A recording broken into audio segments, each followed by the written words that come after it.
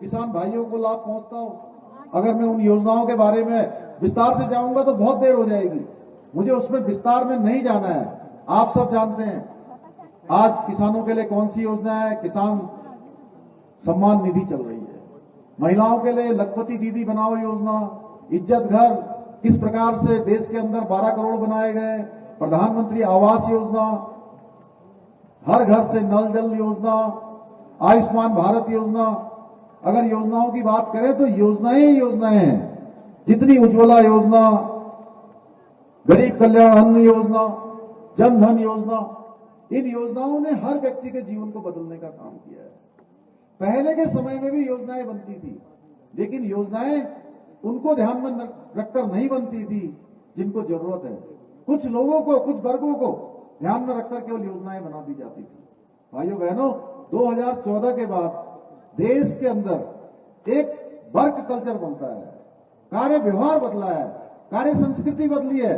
देश के अंदर हर व्यक्ति देश के उत्थान में लग गया है, क्योंकि जो देश के प्रधानमंत्री हैं मोदी जी, उन्होंने अपने 10 साल के कालखंड में, 10 साल से जब वो प्रधानमंत्री हैं, आपने देखा होगा एक एक पल और एक एक क्षण उनका हर दिन भारत माता को समर्पित है, भारत के 140 करोड़ भारतवासियों को समर्पित है। भाइयों बहनों, इसीलिए वो कहते हैं कि 140 करोड़ लोग मेरा परिवार है, और इसका परिणाम है पिछले 10 वर्षों में 25 करोड़ लोग गरीबी रेखा से बाहर आए हैं। भाइयों बहनों, और भी कई सारी कल्याणकारी योजनाएं मोदी जी ने चलाई हैं।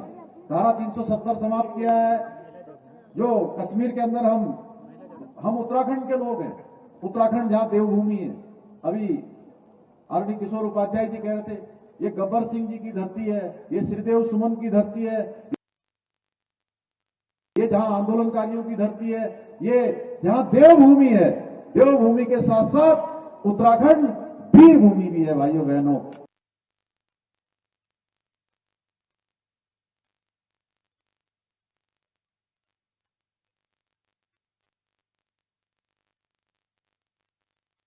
देश की सीमाओं की रक्षा के लिए हमेशा सर्वोच्च बलिदान देने का काम देवभूमि के लोगों ने हमेशा किया है।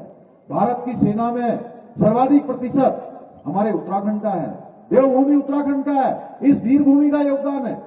उस कश्मीर के अंदर जब तक धारा 370 थी, आए दिन कोई दिन ऐसा नहीं होता था जिस दिन कोई न कोई शहादत न होती हो, कोई न कोई भारत माता की रक्षा के लिए अपना बलिदान न देता हो। भाइयों बहनों, उस कश्मीर में 2 प्रकार के विषय चलते थे। देश में प्रधानमंत्री अलग, वहां के प्रधानमंत्री अलग। देश में हम तिरंगा लहराते थे, वहां का तिरंगा अलग होता था। भाइयों बहनों, एक प्रधान एक निशान, और वहां का जो संविधान है वो संविधान भी अलग चलता था। उस कश्मीर से देश की आजादी के बाद से 40,000 से भी ज्यादा लोगों ने अपनी शहादत दे दी उस कश्मीर को बचाने के लिए। किस प्रकार से कश्मीरी पंडितों के साथ अत्याचार हुआ, किस प्रकार से अन्याय हुआ, किस प्रकार से उनको कश्मीर छोड़ना पड़ा, ये पूरे देश ने देखा, दुनिया ने देखा, लेकिन कभी उनकी सहायता के लिए कोई आगे नहीं आ पाया। आज ये हौसला, ये हिम्मत भी किसी ने करके दिखाई तो कश्मीर से धारा 300 समाप्त करने का काम भारत मां के लाल नरेंद्र मोदी जी ने किया। भाइयों बहनों, नरेंद्र मोदी जी ने किया। 3 तलाक का कानून देश के अंदर से हटाने का काम, मुस्लिम बहनों को छुटकारा देने का काम प्रधानमंत्री मोदी जी ने किया।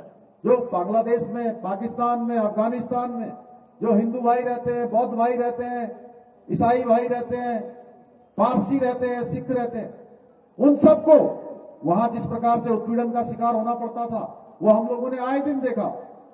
और उसके बाद उन्होंने भारत में शरणार्थी बनकर शरण ली। उनको भी जीने का अधिकार, सम्मान पूर्वक रहने का अधिकार, भारत की नागरिकता देने का अधिकार भी किसी ने किया।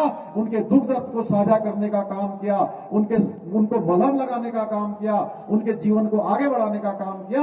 ये काम भी मोदी जी ने किया। भाइयों बहनों, इसी प्रकार से आज देश के अंदर अगर कोई दुश्मन हमारी ओर आंख उठाता है तो उसको भारत की सेना मुंहतोड़ जवाब देने का काम करती है, क्योंकि सेना का मनोबल आज ऊंचा है। भाइयों बहनों, सैनिकों के लिए अच्छे हथियार मिल रहे हैं, सैनिकों को अच्छे बूट मिल रहे हैं, अच्छे उपकरण मिल रहे हैं, और कोई गोली आती है तो गोली का जवाब देने के लिए अब कोई आदेश नहीं लेना पड़ता है। गोली का जवाब गोलों से देने का काम आज भारत की सेना करती है, क्योंकि मोदी जी ने आदेश दिया है कि अगर कोई गोली आएगी तो उसके लिए कोई आदेश नहीं लेना होगा। गोली का जवाब गोलों से देने का काम भारत की सेना करेगी भाइयों बहनों। और हम सब जानते हैं राम मंदिर एक हमारे लिए हमारे आराध्य देव भगवान राम, हम सब चाहते थे, गली गली में घूम घूम के हम लोग नारा लगाते थे ना गोविंद, लगाते थे कि नहीं लगाते थे बताइए। कहते थे राम लला हम आएंगे, मंदिर वहीं बनाएंगे। भाइयों बहनों, जब हम कहते थे राम लला हम आएंगे, मंदिर वहीं बनाएंगे, तो कुछ लोग कहते थे कि तिथि नहीं बताएंगे। अब तिथि भी बता दी, राम मंदिर भी बना दिया। भाइयों बहनों, तिथि बताकर आमंत्रण भी दे दिया, निमंत्रण भी दे दिया कि आइए आप लोग। वो राम मंदिर में उस प्राण प्रतिष्ठा के कार्यक्रम में ससम्मान सबको बुलाया गया, लेकिन वहां कौन पहुंचता? वहां तो वही पहुंचता जिसके ऊपर भगवान राम की कृपा होती। भाइयों बहनों, वहां बुलाने न बुलाने से कोई नहीं जाता। हमको भी नहीं बुलाया गया था, लेकिन हम पहुंच गए वहां बाद में। अब विधायकों के साथ भी जाना है। हम वहां पर एक बड़ा गेस्ट हाउस भी बना रहे हैं, उत्तराखंड के लोग वहां जाएंगे। उसके लिए हमने योगी जी से जमीन मांगी और योगी जी ने हमको जमीन दे दी है। तो बड़ा एक अतिथि गृह बनेगा, उत्तराखंड के लोग वहां जाएंगे, आएंगे, रामलला के दर्शन करेंगे।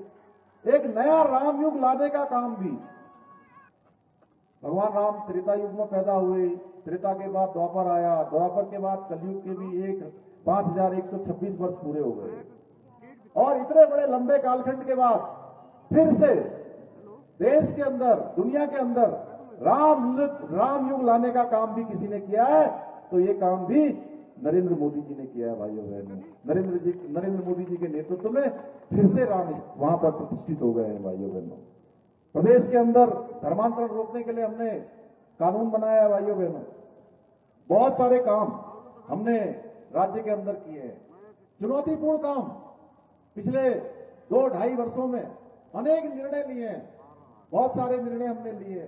चुनौतीपूर्ण विषयों पर हम आगे बढ़े हैं, चाहे समान नागरिक संहिता की बात हो। मैं आप सबका धन्यवाद करना चाहता हूं कि आप लोगों ने इस बार उत्तराखंड के इतिहास में एक मिथक तोड़ने का काम किया, एक आपने परिपाटी बदलने का काम किया। एक जो लगातार ये परिपाटी थी कि एक चुनाव होता है, एक सरकार होती है, दूसरा चुनाव होता है तो वो सरकार बदल जाती है। भाइयों बहनों, पहली बार उत्तराखंड के इतिहास में आपने ये मिथक तोड़ा, ये परिपाटी बदली, एक नया इतिहास बना दिया। और आपने यहां से भी, टिहरी से भी आपने प्रचंड समर्थन दिया। और हमने भी जो आपसे वायदे किए, हमने कहा था हम यूसीसी प्रदेश के अंदर लागू करेंगे, समान नागरिक संहिता का कानून लागू करेंगे। भाइयों बहनों, और चुनाव के बाद हमने सबसे पहला कोई निर्णय लिया तो उत्तराखंड के अंदर समान नागरिक संहिता का विधेयक पारित करके आज राष्ट्रपति महोदया की भी उसमें हमको स्वीकृति प्रदान हो गई है। उन्होंने भी अपना अनुमोदन दे दिया है। उत्तराखंड पहला राज्य हो गया है। हर उत्तराखंड वासी को ये गौरव प्राप्त हो गया है कि देश आजादी के बाद उत्तराखंड के अंदर समान नागरिक संहिता, जिसकी देश के अंदर हमेशा प्रतीक्षा रही है, वो कानून उत्तराखंड के अंदर लागू हो गया है। भाइयों बहनों, आज मैं देख रहा था कि अभी कांग्रेस का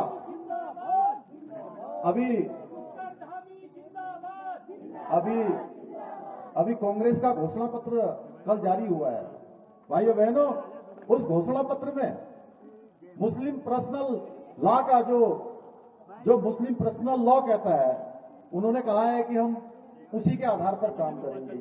ऐसा लगता है कि मुस्लिम लीग की जो विचारधारा है उसके सारा का सारा उनका घोषणा पत्र उसके अनुसार बनाया है।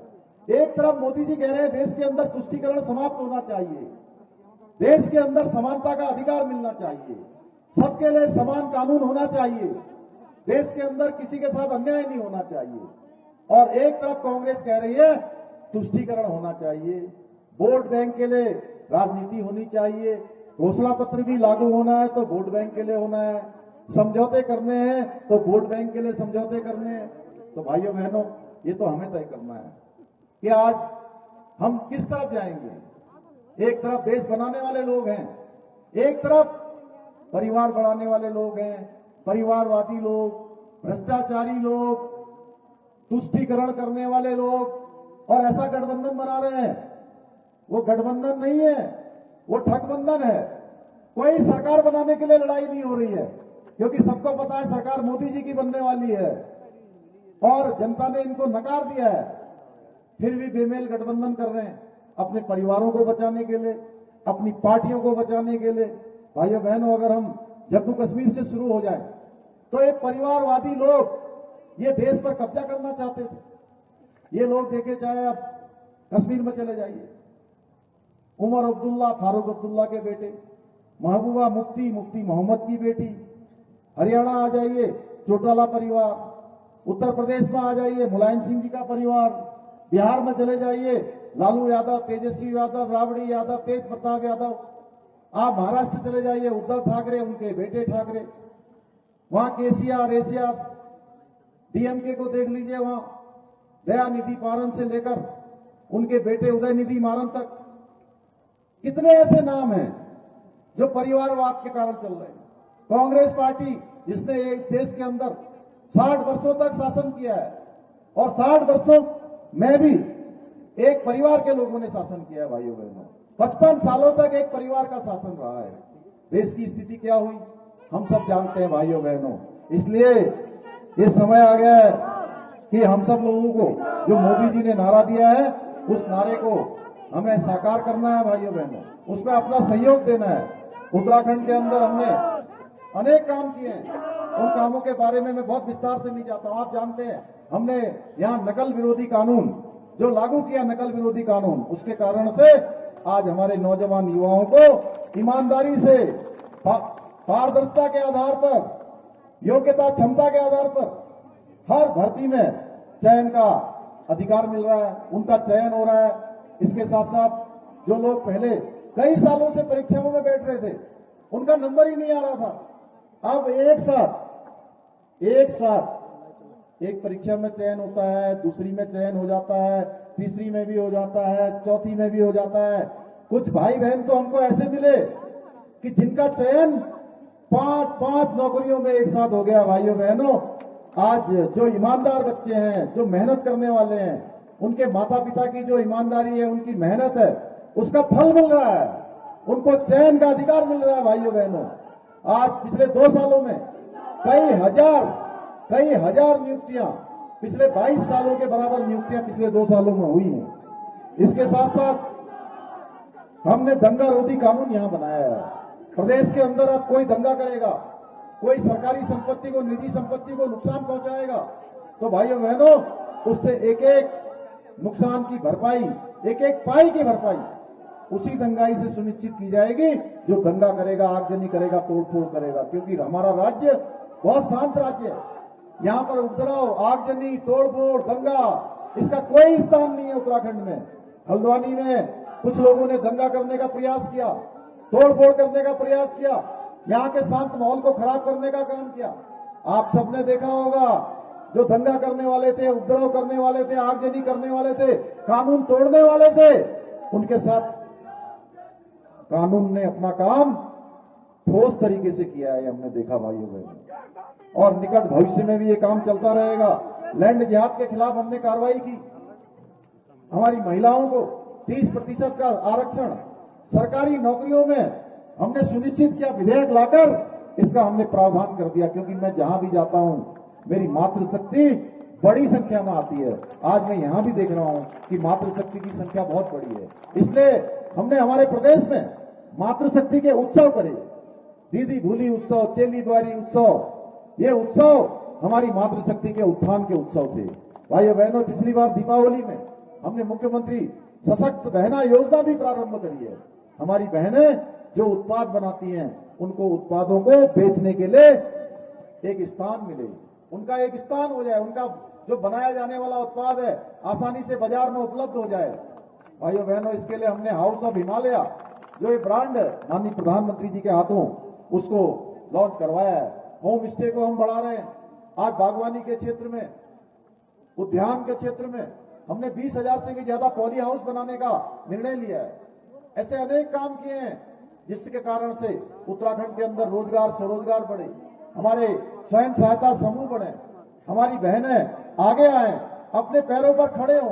पिछले दिनों हमने देहरादून में हमने इन्वेस्टर ग्लोबल समिट किया था और इस इन्वेस्टर ग्लोबल समिट में पूरे दुनिया के 50 से भी ज्यादा देशों के लोगों ने भाग लिया है। 3,54,000 करोड़ के यहां उन्होंने हमारे साथ एमओयू किए हैं और उसमें से 81,000 करोड़ की ग्राउंडिंग भी चालू हो गई है और आने वाले समय में हमारे घर के बेटे बेटियों को यही प्रदेश के अंदर रोजगार के अवसर उपलब्ध होंगे। जितने भी उद्योग आ रहे हैं, जितना भी निवेश आ रहा है, हम उनको प्राथमिकता, उनको जो भी हम ईज ऑफ डूइंग की सुविधा दे रहे हैं वो इस आधार पर दे रहे हैं कि वो कितने ज्यादा रोजगार के अवसर हमारे यहां सृजित कर रहे हैं। भाइयों बहनों, इसके साथ साथ मैं प्रधानमंत्री जी का धन्यवाद करना चाहता हूं, समस्त टेहरी वासियों की तरफ से विशेष रूप से धन्यवाद करना चाहता हूं, उत्तराखंड वासियों की तरफ से धन्यवाद करना चाहता हूं कि इसी जिले में हमारे यही नरेंद्र नगर में G20 के एक नहीं 2 सम्मेलन हमारे को यहां पर आयोजित करने का अवसर प्रदान किया। भाइयों बहनों, पूरी दुनिया के लोगों ने उत्तराखंड देखा, हमारा टिहरी देखा, ऋषिकेश देखा, रामनगर देखा। ये सारे अवसर हमें प्रधानमंत्री मोदी जी के कारण से मिल रहे हैं। हम सब जानते हैं मोदी जी के हृदय में उत्तराखंड बसता है। भाइयों बहनों, मोदी जी उत्तराखंड से प्रेम करते हैं। उत्तराखंड के किसी भी विषय को वो हर एक विश्व के मंचों पर लेते हैं।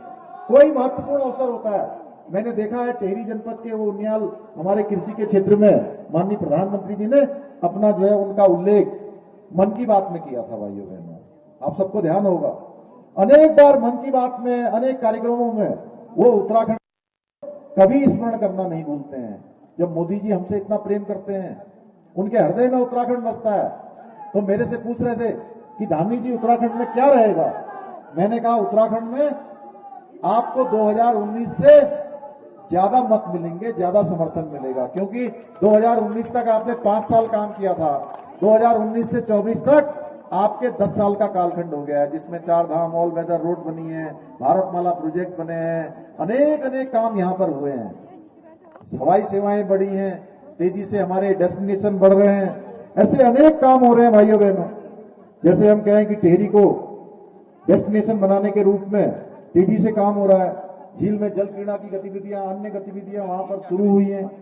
7800 करोड़ रुपए की लागत से चारों ओर टिहरी बाग के रिंग रोड की प्रक्रिया गतिमान है। इसके साथ साथ टिहरी झील को पर्यटन के क्षेत्र में विकसित करने के लिए एडीबी ने लगभग 1300 करोड़ रुपए की योजनाओं के लिए फंडिंग के प्रस्ताव को भी स्वीकृति दे दी है। हम जल्दी यहां से जो टनल टिहरी से देहरादून की उसको जो प्रस्तावित किया है उसकी डीपीआर की भी मंजूरी मिल गई है। ऐसे ही केंद्र सरकार ने टिहरी में 65 किलोमीटर सड़क बनाने के लिए करोड़ों रुपए का बजट स्वीकृत किया है। अभी हाल में ही हमने ये आचार संहिता लगने से पहले 8,000 करोड़ रुपए से ज्यादा की योजनाओं का लोकार्पण शिलान्यास किया था। उसमें हमारे टिहरी की भी बहुत सारी योजनाएं हैं, अन्य भी बहुत सारी योजनाएं हमारे विधायक जी लगातार मुझे देते हैं, लगातार इसके लिए प्रयास करते हैं और बड़े विजनरी रूप से टिहरी आने वाले समय में एक बड़ा डेस्टिनेशन बनेगा, ये हमारा संकल्प है। क्योंकि माननीय प्रधानमंत्री जी के 9 रत्नों में से एक रत्न टिहरी का मास्टर प्लान भी है, टिहरी का डेस्टिनेशन भी है। भाइयों बहनों, आपको याद होगा कि 2014 से पहले का समय, उस समय जब कांग्रेस की सरकार थी देश के अंदर, हर दिन कोई घोटाला होता था, हर दिन नया घपला होता था।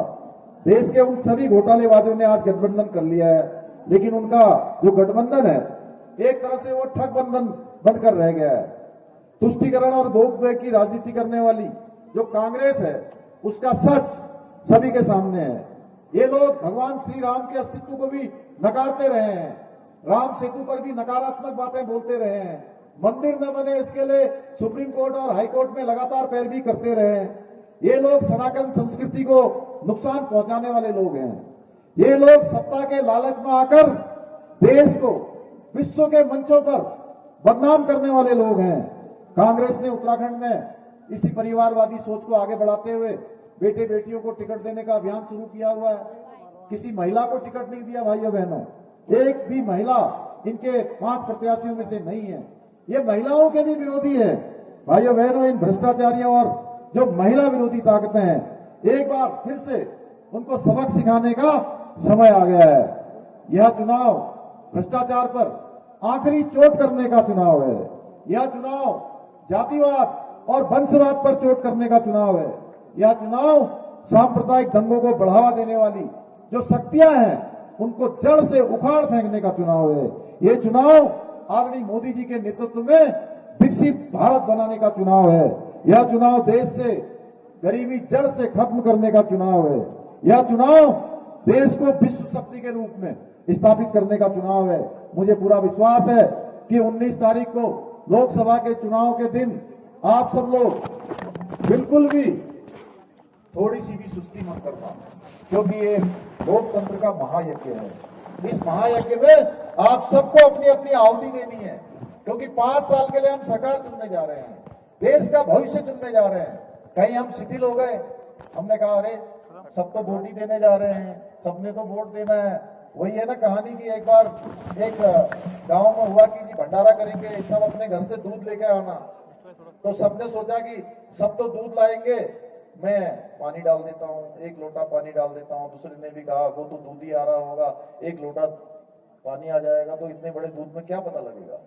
इसलिए इस बार किसी को पानी डालने की नहीं सोचनी है। पानी डालने का मतलब घर में शिथिलता से नहीं बैठना है, सबको बताना है, नातेदारों को, रिश्तेदारों को, जानने वालों को, पहचानने वालों को, अपने फोन से भी कहना है जो दूर दराज है कि इस बार मोदी जी को प्रचंड बहुमत से विजयी बनाना है। ये हमारी बारी है और मोदी जी तीसरी बार प्रधानमंत्री बनेंगे, देश विकसित भारत की ओर आगे बढ़ेगा, एक भारत श्रेष्ठ भारत बढ़ेगा, हमारे सैनिकों का सम्मान होगा, देश की सीमाएं सुरक्षित होगी, विश्व के मंचों पर भारत का नाम होगा, विश्व में भारत का डंका बढ़ेगा और भारत आने वाले समय में विकसित भारत बनेगा।